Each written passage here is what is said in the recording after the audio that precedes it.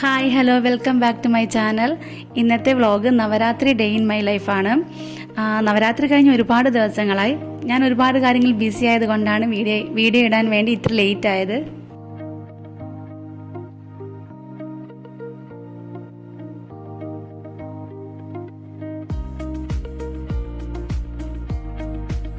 നവരാത്രിയൊക്കെ ആയതുകൊണ്ട് ഞങ്ങളെല്ലാവരും അടുത്തുള്ളൊരു അമ്പലത്തിലേക്ക് പോകാൻ വിചാരിച്ചു. നടക്കാനുള്ള ദൂരമേ ഉള്ളൂ. പോകുന്ന വയലെ കാഴ്ചകളാണിതൊക്കെ. വയലൊക്കെ നിറച്ചു അമ്പലമൊക്കെ വിരിഞ്ഞു കിടക്കുന്നുണ്ട്.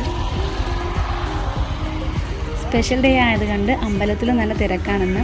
കൃഷ്ണൻ്റെ അമ്പലം ആയതുകൊണ്ട് ഉരുളിക്കകത്ത് മഞ്ചാടിക്കുരുകൾ വെച്ചിട്ടുണ്ട്. കുഞ്ചൂസും കൺമണി അതൊക്കെ എടുത്ത് കളിക്കുകയാണ്.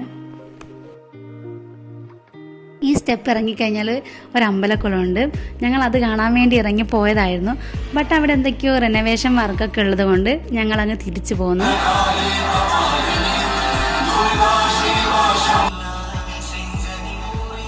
നവരാത്രിക്ക് ആയതുകൊണ്ട് കുറച്ചുപേരുടെ അരങ്ങേറ്റമൊക്കെ അമ്പലത്തിൽ നടന്നുകൊണ്ടിരിക്കുന്നുണ്ടായിരുന്നു.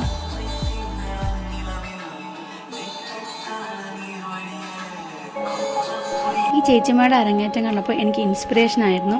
എന്താണെന്ന് വെച്ചാൽ നമുക്ക് എന്തും ഏത് പ്രായത്തിലും പഠിച്ചെടുക്കാൻ കഴിയുമെന്നൊരു കോൺഫിഡൻസ് വന്നു.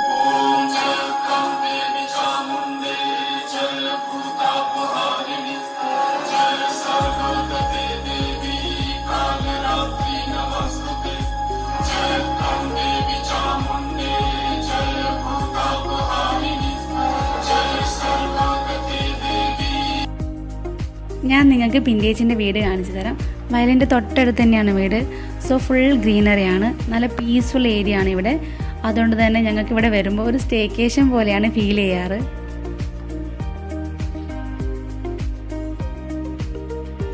അമ്പലത്തിൽ നടന്നു പോയി വന്നതിൻ്റെ ക്ഷീണത്തിൽ സാധു തളർന്നിരിക്കുന്നതാണ് ഈ കാണുന്നത്.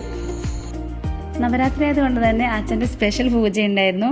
ഫസ്റ്റ് തന്നെ കൺമണിക്കുട്ടിയുടെ പൂജയ്ക്ക് വെച്ച ബുക്കൊക്കെ എടുത്തു കൊടുത്തു. അത് കഴിഞ്ഞ് വീട്ടിലെ വണ്ടികളൊക്കെ ഒന്ന് പൂജിക്കാൻ വെച്ചു.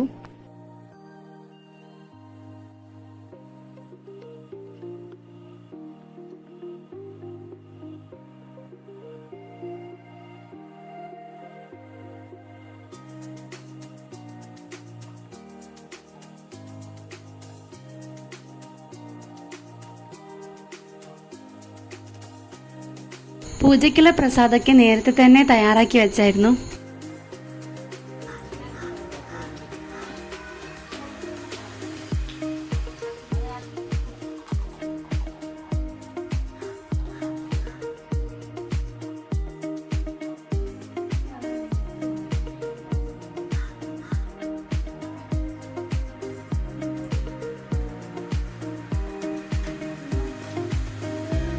പൂജ ചെയ്യാൻ വേണ്ടി അച്ഛനെ അസിസ്റ്റ് ചെയ്യാൻ ഇത്തവണ പിന്നേച്ചിയും കൂടെയുണ്ട്. അതുകൊണ്ട് തന്നെ ഇത്തവണ പൂജ കുറച്ച് അധിക നേരമുണ്ടായിരുന്നു.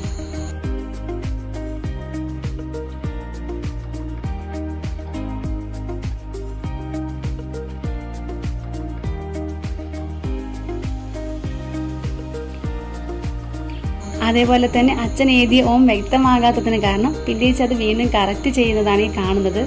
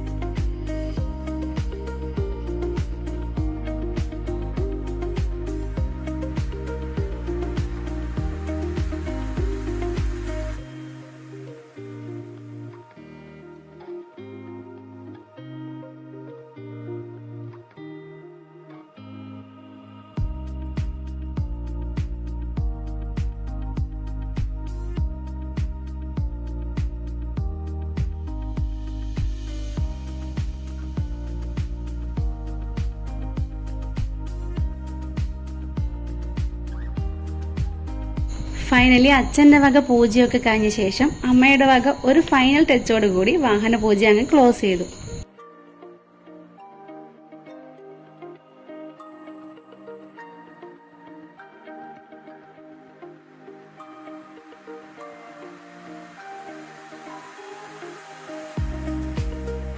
ഇന്നത്തെ ദിവസം ഫുൾ തിരക്കുള്ളൊരു ദിവസമാണ്.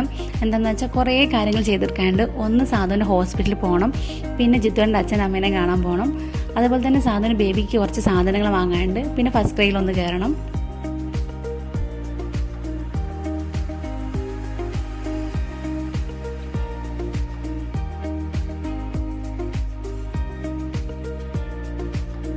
പൂജയുടെ സമയത്ത് ആ ഏരിയയിലേ കാണാത്ത ആളായിരുന്നു ജിത്തേട്ടൻ.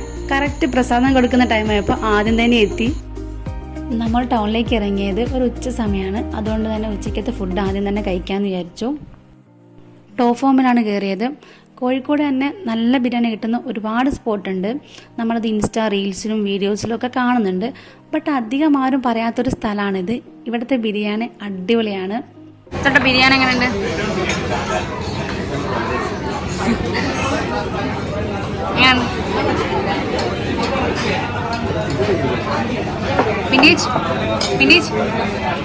ബിരിയാണി എങ്ങനെയുണ്ട്?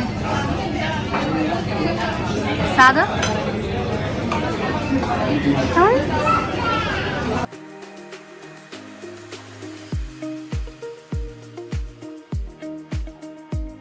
അങ്ങനെ ജിത്തുവിൻ്റെ അച്ഛനമ്മനെയും കണ്ട് കുറച്ച് നേരം അവിടെ ഇരുന്ന് സംസാരിച്ചു. അങ്ങനെ ഞങ്ങൾ ഹോസ്പിറ്റലിലെത്തി. ഹോസ്പിറ്റലിൽ വന്നത് റൂം നോക്കാൻ വേണ്ടിയാണ്. റൂം കിട്ടിയപ്പോൾ തന്നെ അതൊരു സർപ്രൈസ് ആയിരുന്നു. എന്താണെന്ന് വെച്ചാൽ എൻ്റെ ഡെലിവറി ടൈമിൽ എനിക്ക് കിട്ടിയ സെയിം റൂം തന്നെയായിരുന്നു സാധുവിനും കിട്ടിയത്. ഞാൻ എന്നിട്ട് എല്ലാവരോടും എൻ്റെ അന്നത്തെ കഥകളൊക്കെ പറയായിരുന്നു. സെയിം റൂം കിട്ടിയതിൻ്റെ എക്സൈറ്റ്മെൻറ്റിൽ എൻ്റെ സംസാരം കേട്ട് എനിക്ക് നാഗവലി കയറിയോ എന്ന് വരെ എല്ലാവരും ചോദിക്കാൻ തുടങ്ങി. എന്തുതന്നെയായാലും ഫസ്റ്റ് ഡെലിവറി എക്സ്പീരിയൻസ് ഒന്നും ആരോടും അങ്ങനെ മറന്നു പോവില്ലല്ലോ.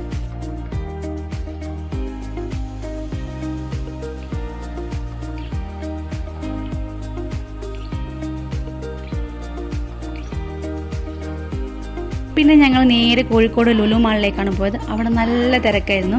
നാളെ ഹോസ്പിറ്റലിൽ അഡ്മിറ്റ് ആവേണ്ട സാധനമാണ് ഇങ്ങനെ കറങ്ങി നടക്കുന്നത്. നല്ല തിരക്കായത് കൊണ്ട് തന്നെ അവിടെ അധികം നേരം നിന്നില്ല, പെട്ടെന്ന് തന്നെ ഇറങ്ങി.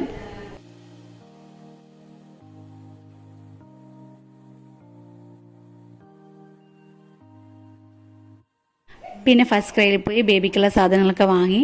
അവിടെ കുറേ നല്ല മെറ്റർണിറ്റി ഡ്രസ്സൊക്കെ വന്നിട്ടുണ്ട്. ഫൈനലി നമ്മൾ വീട്ടിൽ തിരിച്ചെത്തി.